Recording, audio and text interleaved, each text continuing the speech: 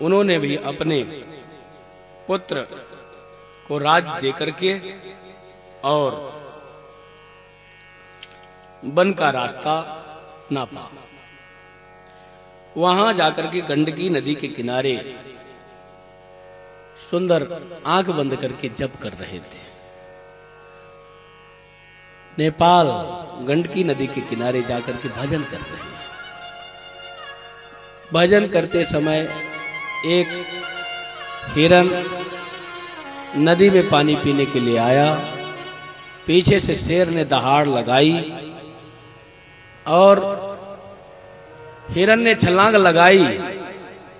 गर्भवती होने के कारण उसका बछड़ा जो भी उसका बच्चा था, हिरन का बच्चा जल में गिरा और धार में बहने लगा। संत हृदय नवनीत समाना, बड़ा कोमल हृदय होता है। उन्होंने उठा करके अपने कुटिया में ले आए, उसको झाड़े पोंछे, अग्नि तपाई, सब प्रकार से स्वस्थ किया।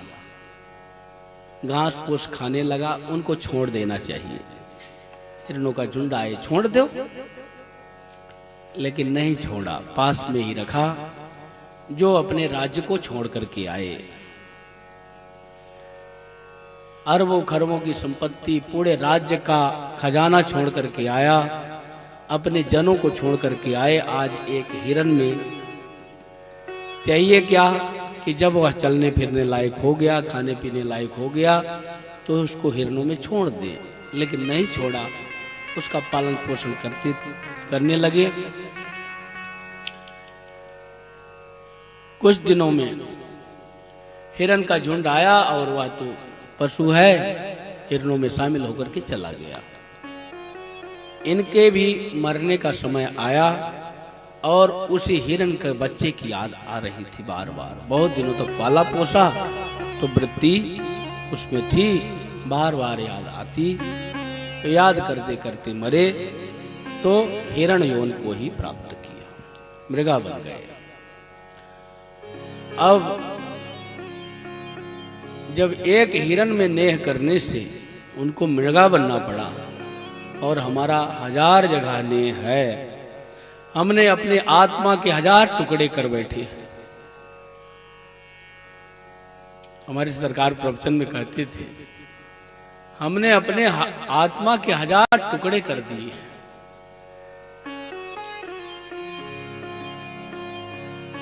एक टुकड़ा नहीं, 1000 टुकड़ा किया, हजारों जगह मन लगा है। तो हम कैसे बचेंगे जन्म मरण के चक्कर से? जब एक हिरण में आसक्त होने के कारण, मृगा में आसक्त होने के कारण मृग योनि को प्राप्त हुए, मृग यानी पशु योनि, पशु योनि को प्राप्त हुए श्री भरत जी महाराज, तो हम कैसे बच पाएंगे? इस बार वो सबर सबर करके चल रही है। सूखी घास खाते हैं, हरी खाएंगे तो कोई जीव का वध हो जाएगा, मेरे पेट में चला जाएगा। बहुत सबर सबर करके चले। जंगल में आग लगी, साथ में शरीर शांत हो गया। फिर से अंगिरस गोत्र में भरत नाम से फिर पैदा हुए। माता पिता ने खूब पढ़ाया, लेकिन समझो सुनो गुनो नहीं भावा, कुछ गुने नहीं। इसीलिए उनका नाम जड़ कहे, बड़ा जड़ है, इसलिए उनका नाम पड़ गया जड़ भरत। कुछ भी नहीं पढ़ा। हम कितना पढ़े थे, कितने बड़े राजा थे, कुछ कमी थोड़ी थी, लेकिन आसक्ति से मुझे संसार में भटकना पड़ा। अब मुझे कहीं भी मन नहीं लगाना है। सीधे भगवान का भजन करने लग गए।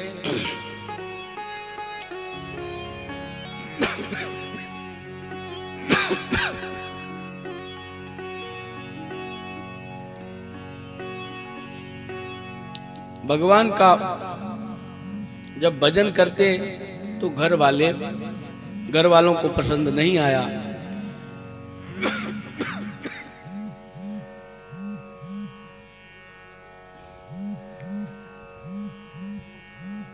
कुछ विचार करके उन्हें डांटा फटकारा, घर से बाहर निकल गए और केवल भगवान पर निर्भर हो गए। एक बार रघुगण सिंध देश का राजा सत्संग करने के लिए जा रहा था, पालकी में बैठा हुआ। श्री जड़ भरत जी एक जगह पर बैठे हुए थे, मस्ती से भजन कर रहे थे। उसका जो पालकी ढो रहा था कहार बीमार हो गया।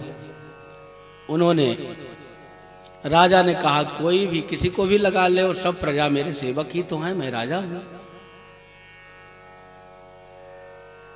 देखा मोटा ताजा पहलवान बैठा है, भजन करते हुए एक व्यक्ति आया और उन्हीं को लगा लिया, जड़ भरत जी को। पालकी में लग गए, लेकिन जीवे दया नामे रुचि। वैष्णव का सिद्धांत क्या है, होना चाहिए जीवे दया नामे रुचि, भगवान का नाम जपना और जीव पर दया करना। कोई चींटी पड़ती या चींटा पड़ता उछल जाते।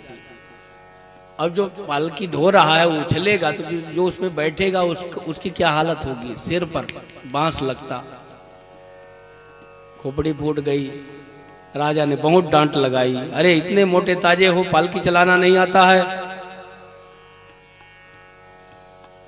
अच्छे से तुम्हारा सुधार करेंगे, दंड देंगे।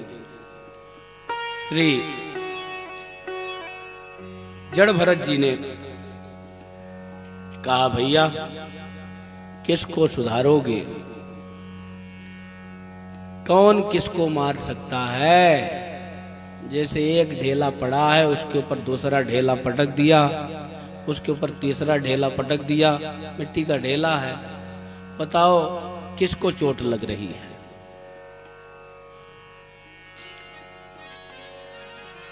जैसे तुम जड़ वैसे मैं जड़, कौन किसको मारने वाला है। आत्मा तो निर्लेप है, प्रकृत पदार्थों से उसका कोई संबंध नहीं।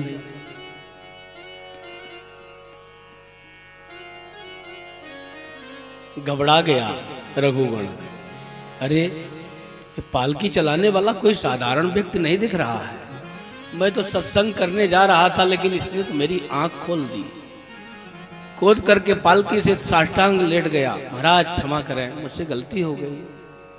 आप कपिल भगवान हैं, आप वेदव्यास जी हैं, आप कौन हैं, कितने महान हैं, इस भेष में कौन चल रहे हैं।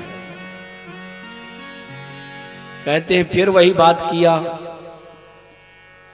5 तत्व का शरीर आपका, 5 तत्व का शरीर हमारा, 5 तत्व का शरीर सारा ये ब्रह्मांड 5 तत्व का हिसाब से दिख रहा है, कौन बड़ा कौन छोटा। फिर मूर्खता की बात किया,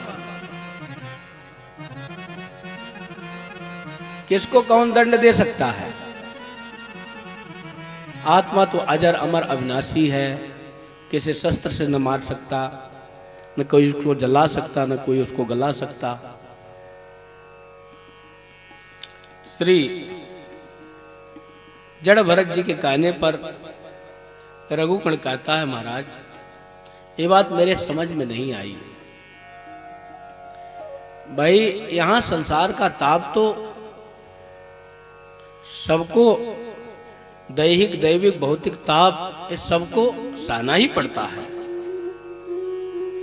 ठीक है, सबको सहना पड़ता है, लेकिन अज्ञान की दशा में, ज्ञान की दशा में नहीं। अज्ञान की दशा में दुख है और ज्ञान की दशा में कोई दुख नहीं है। किसी भी प्रकार की परिस्थिति आ जाए कोई दुख नहीं होता है जीव को। अज्ञान की दशा में ही जीव दुख को प्राप्त करता है। कैसे? महाराज जैसे कोई अग्नि नीचे से लगाया, चूल्हा में पानी रखा और नीचे से अग्नि लगाया, अग्नि का ताप बर्तन में जाएगा, बर्तन का ताप पानी में जाएगा और पानी में डला हुआ जो अन्न है वह पक जाता है। इसी प्रकार से आत्मा अंदर है तो शरीर में कष्ट होगा तो आत्मा को कष्ट कैसे नहीं होगा। इंद्रियों में कष्ट होगा तो मन को कष्ट होगा, मन को कष्ट होगा तो बुद्धि सोचेगी, बुद्धि का फिर आत्मा में जाएगा। कहे ऐसा नहीं हो सकता। आत्मा सबसे निर्लेप है। कैसे? जैसे मान लो नीचे से आपने आग लगाया, आप उसमें जल डाल दिया, बर्तन रख दिया, नीचे से आग लगाया तो जल गर्म होगा, बर्तन भी गर्म होगा। लेकिन अन्न की जगह पर पत्थर डाल दिया जाए तो क्या पत्थर पक जाएगा? पत्थर तो नहीं पकेगा। इसी प्रकार से आत्मा अभेद्य है, अकाट्य है, अछेद्य है। उसको किसी प्रकृत पदार्थों के द्वारा भेदन नहीं किया जा सकता है। चावल तो पक जाता है लेकिन पत्थर नहीं पकेगा। ये तो प्राकृतिक पदार्थों का उदाहरण है, तो सर्वांग उदाहरण का नहीं लिया जाता है, लेकिन ऐसा ही है। जैसे थोड़ा और स्पष्ट करके बताओ महाराज, भैया आत्मा एक होती है, आत्मा सबकी एक ही है। आत्मा में कोई भेद नहीं होता है, चाहे चींटी की आत्मा हो चाहे ब्रह्मा जी की आत्मा हो, आत्मा एक ही समान है। कैसे? जैसे सूर्य भगवान तप रहे हैं, 50 घड़े रख दिए जाएं आंगन में, तो 50 घड़े में जल भरा हुआ है तो सब में दिखेगा। सूर्य भगवान का प्रतिबिंब सब में दिखेगा तो क्या सूर्य भगवान 50 थोड़ी हैं, एक ही तो हैं। 50 सूर्य दिख रहे हैं सभी घड़ों में, तो सूर्य भगवान 50 नहीं है, एक ही है, लेकिन 50 सूर्य दिख रहे हैं घड़े में। इसी प्रकार से जीव अनेक एक श्रीकंता, जीव अनेक हैं, लेकिन जगदात्मा प्राणपति रामा, तास विमुख नहीं लह विश्रामा। जगत की आत्मा राम जी हैं, उनका प्रतिबिंब यह आत्मा है। सब सारे घटों को भगवान ही चेष्टित कर रहे हैं। जितने घट हैं सब भगवान की सकाशता से चेष्टित है। चराचर प्राणी को चेष्टित करने वाले ठाकुर जी हैं। इस प्रकार से श्री रघुगण के संदेह का निवारण श्री जड़ भरत जी ने किया। महाराज आपने कह लिया, मैंने सुन लिया, लेकिन ये पक्का बोध कैसे हो जाए? हम भी कह रहे हैं, आप सुन रहे हैं, न कहने वाला जानकार न सुनने वाला जानकार, तो ये पक्का बोध कैसे हो जाए? किस प्रकार से आत्मबोध हो? आत्मबोध कैसे होता है? तो जड़ भरत जी ने कहा है, रघु गणेता तपसा नयाति न चेत जयानेर वपनादिहाद्वा न छंदसा नैव जलाग्नि सूर्यैर बिना महत्पाद रजोभिषेकम् अहम पुरा भरतो नाम राजा विमोक्त संग विमोक्त दृष्ट सुत संग बंध आराधनम भवतैह मानो मृगो भवं मृग संगार्दतार्थ।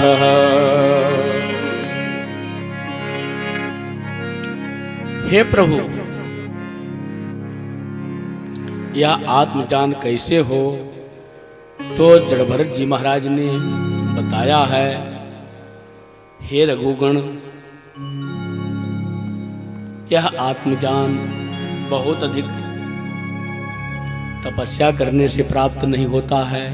तपसा न आती, तपस्या करने से यह आत्मज्ञान प्राप्त नहीं होता है। न घर छोड़ करके वन में चले जाने से यह आत्मज्ञान प्राप्त होता है, न बहुत अधिक पढ़ लिख लेने से यह आत्मज्ञान प्राप्त होता है, न छंदसा नैव जलाग्नि सूर्य अर्घ देने से भी यह आत्मज्ञान प्राप्त नहीं होता है। तप करने से, जंगल में जाने से, घर छोड़ देने से, बहुत अधिक पढ़ लिख लेने से, बहुत अधिक पूजा पाठ करने से यह आत्मज्ञान प्राप्त नहीं होता। तो फिर होता कैसे है? बिना महत्पाद रजोभिषेकम, महापुरुषों के धूल का अपने सिर में अभिषेक करे, महापुरुषों की धूली अपने सिर में चढ़ावे तो ब्रह्म ज्ञान प्राप्त होता है, आत्मज्ञान प्राप्त होता है। ते धूली चढ़ाने का मतलब क्या है? जब पीछे पीछे चले तो जो आगे चल रहा है उसकी धूली उड़ उड़ करके अपने सिर पर पड़ती है।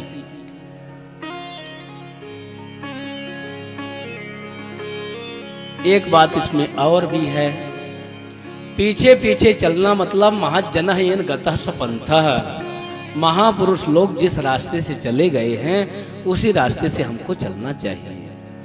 अथवा महापुरुष ने जो दर्शन कराया है, हमें जिस रास्ता का दर्शन कराया, उस रास्ते का परित्याग कभी भी हमें नहीं करना चाहिए। इसको कहते हैं रजोभिषेकम। अनुगत्य माने पीछे पीछे चलना, महापुरुष का अनुगत्य करना चाहिए। जिस मार्ग का दर्शन कराया है उसी मार्ग में हम चलते रहें, यानी उनके रज का अभिषेक करना है।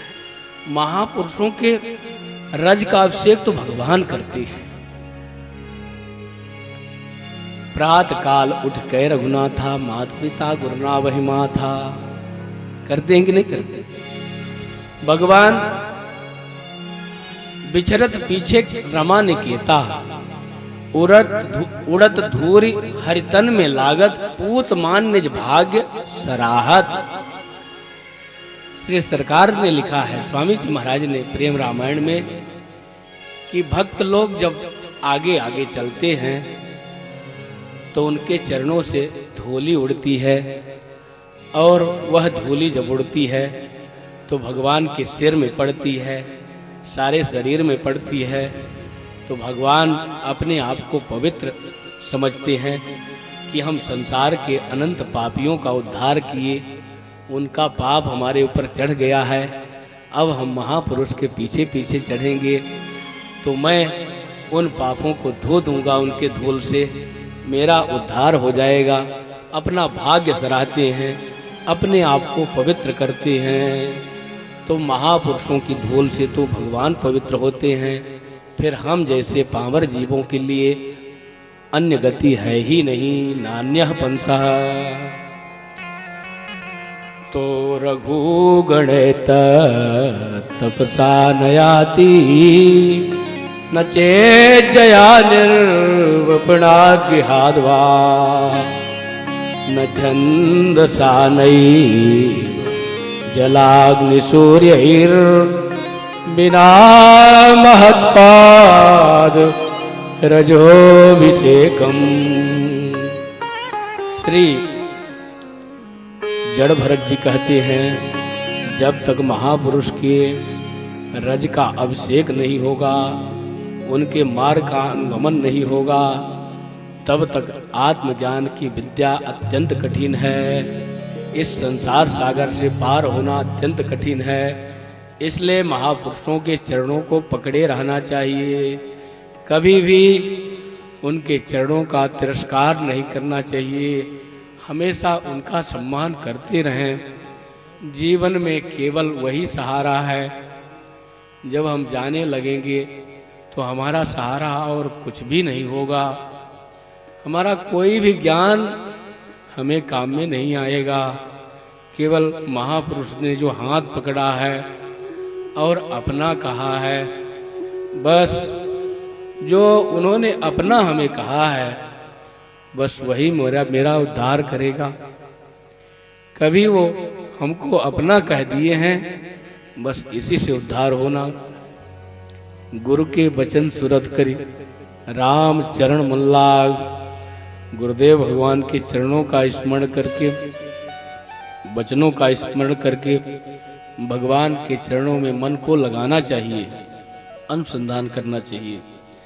इस प्रकार से श्री रघुगण को श्री जड़भरत जी ने सुंदर उपदेश दिया और कहा, मैं अपने पिताजी के सुंदर शुभ उपदेश से विरक्त भेष धारण किया और बीच में भटक गए आसक्ति के कारण, लेकिन वह उपदेश काम करता रहा और उसी उपदेश के द्वारा आज मैं विमुक्त होकर के, आत्मा राम होकर के सारे संसार में विचरण करता हूँ।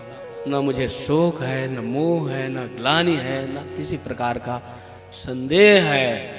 समस्त प्रकार के संदेहों से छिन्न होकर के मेरी आत्मा खिली हुई है, मेरा परम कल्याण हो गया है। अपने पिताजी के उपदेशों को प्राप्त करके मैं धन्याति धन्य हो गया। इस प्रकार से रघुगण जी अभिमान का परित्याग करके और सबका आदर करने लगे। पहले समझते थे जितने प्रजा हैं सब हमारे सेवक हैं, अब अपने सेवक बन गए और ये जितने प्रजा हैं सबकी हम सेवक हैं, इनका सेवक हैं हम, इनकी सेवा करने वाले हम हैं। अब ऐसे हो गए, देखो तुरंत भाव बदल गया, क्योंकि पहले विपरीत ज्ञान था, अब सही ज्ञान गुरु कृपा से हो गया। जैसे हम सबके सेवक हैं ना, मुझे सेवा के लिए नियुक्त किया गया है ना, लेकिन ऐसा मान लें कि हम सबसे बड़े हैं, यहाँ जो जितने बैठे हैं आश्रम में सबसे बड़े हम हैं, तो यह विपरीत ज्ञान हमें नरक की खाई में ले जाएगा। अब ऐसा समझ लें कि भगवान ने हमें सेवा प्रदान किया है, संतों के हम सेवक हैं, उनके चरणों की धूल हैं, तो हमारा निस्तार हो जाएगा, हम इस संसार सागर से तर जाएंगे। तो भैया ऐसे हम सबको घर गृहस्थी में भी यही समझना चाहिए कि हमारे परिवार में चाहे लड़का हो, चाहे पत्नी हो, चाहे माता पिता हो, भाई बंधु कोई भी हो, ये सब भगवान के जन हैं और हम उनके सेवक हैं। हमको सेवा दिया है तो हम सबकी सेवा कर रहे हैं। ऐसा समझने से घर गृहस्थी में रहते हुए हमारा उद्धार हो जाएगा। तो श्री रघुगण जी का उद्धार हो गया।